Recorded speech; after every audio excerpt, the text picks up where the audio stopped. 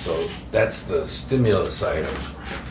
And this is the same picture that I had there. And let me just say, out of all the things and all the experiences that I've related to you here, the most significant, by far the most significant, dwarfing everything else, is the prosperity that Springfield achieved in the years that followed this. And that was due to the positioning that they ultimately were able to make. Up here at the top, they were able to position themselves as being, so to speak, best in class. They could do things that other communities couldn't do. And they could do it better than anybody else could do at that point in time. And so, using the same model here, we've accentuated the development of human capital here, and we've nested that in organizational capital. All of this is nested in the marketplace, that somehow every community needs to be able to position itself, not necessarily in a monolithic way, the way we've presented it here, but it has to position itself in some way to sell its wares or sell its people. And I think that was really the greatest contribution that we made. I didn't say that was the greatest learning that we had, and I'm not demeaning the significance of the processing that the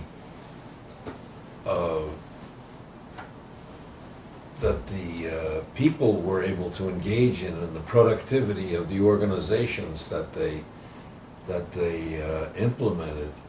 But ultimately, it had to culminate in some kind of positioning in the marketplace that would give it the kind of vitality it needed, the prosperity that it needed. So that was the point I just wanted to culminate there. At each of these levels, each new revolution, so to speak, serves to do two things to the previous revolution. One, to fulfill its potential, and two, to drive it. So that, for example, when the Industrial Revolution came in, it really ultimately helped fulfill the Agrarian Revolution's potential, agrarian civilization's potential, and it began to drive it with all the equipment and all the machinery that it could bring to bear in the Agrarian Revolution. The Information Revolution now serves to drive the Industrial Revolution that went before it, so that information technology is driving mechanical technology. And what we did in Springfield basically was nest these two, the mechanical and the information technologies, in human capital development, or human technology, which we in turn nested in organization. And each in turn became the actualizer and the driver of the revolution that it replaced, so to speak.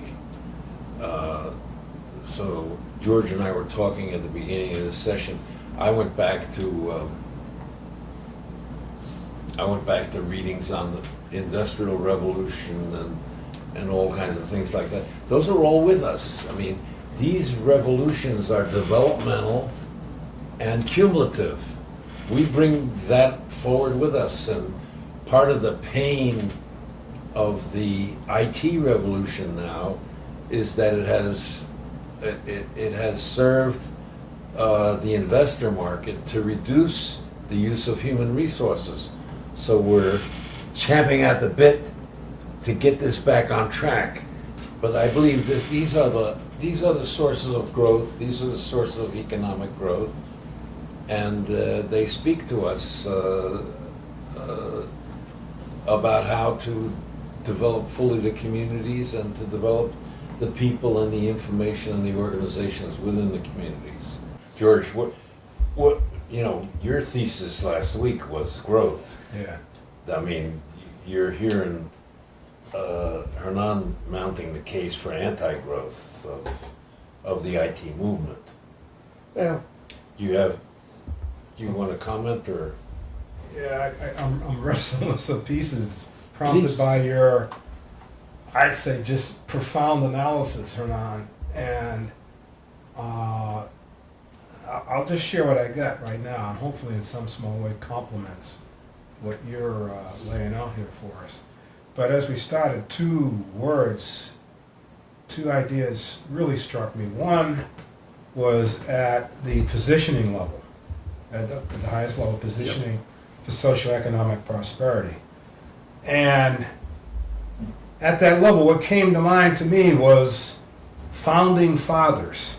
And I'll tell you what prompted that in my thinking. Founding fathers in terms of perspective and guidance, that there's some leadership within that level, that positioning level. The second term that I've been wrestling with is the human revolution. All right, now, I'm seeing several revolutions floating around here. We can talk about the agrarian revolution, the mechanical, the information into the human. But then we got the American Revolution, founding of our country. And we go to the American Revolution, it sought to grant freedom, the lack of constraints. And given that, we were off and running. The freedom to create, to innovate, the freedom to operate entrepreneurially, all the way into the tsunami in the second half of the 20th century. Right. That whole 50-year span, extraordinary freedom.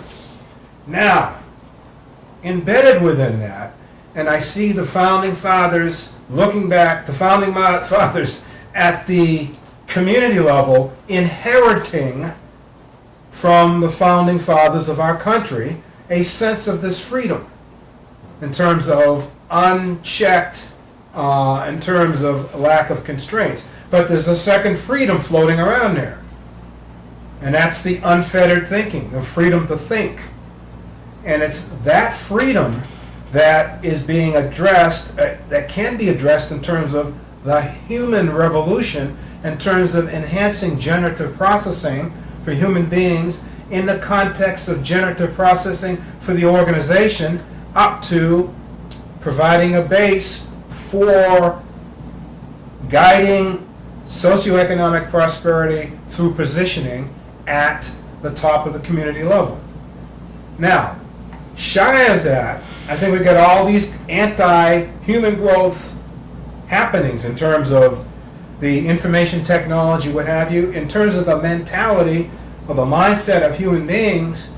I think what happens with just the sense of freedom in terms of absence of constraints, the direction that people pursue to fulfill this freedom is to achieve stability, is to achieve security. Yes. So we all live in our nice little neighborhoods in the communities, in the suburbs, and our kids go to good schools, and then they go to good colleges. That's been the extension of the thinking of the absence of constraints as a definition of freedom by itself. So then we get bogged down, and we don't come to understand the importance of the second level of freedom, the freedom of to think, which is truly the fulfillment of the human revolution. And that's where we are bogged down right now. And we got short-circuited back when the information technology or the information revolution took off. So I'm kind of bouncing around with those things, and what's striking me is that, man, we need the human revolution guided by community founding fathers who have the perspective, who have the direction, who have the understanding of the developmental and cumulative nature of the basic elements of growth.